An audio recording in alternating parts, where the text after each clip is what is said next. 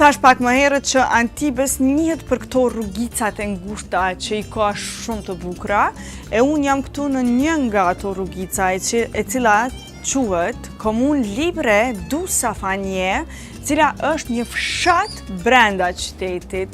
Veç mundeni me pa se sa bukur është këto, dhe të ecësh në për këto rrugica.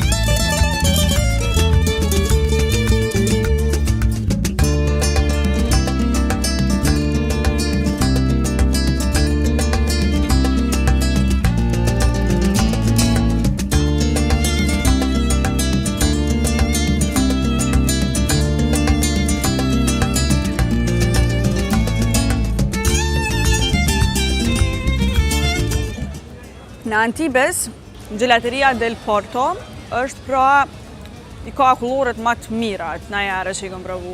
Edhe i ka shumë të veçanta sepse i ka në formë të trëndafilit.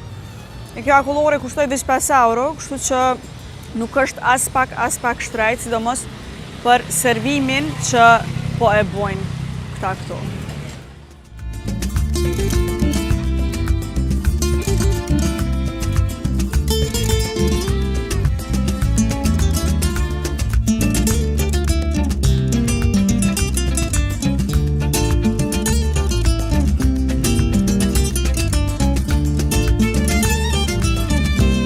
Së dashur, vetëm pak minuta larg qytetit të vjetër të Antibes, keni plazhe të mrekullueshme në të cilat mund të shkoni në këmbë.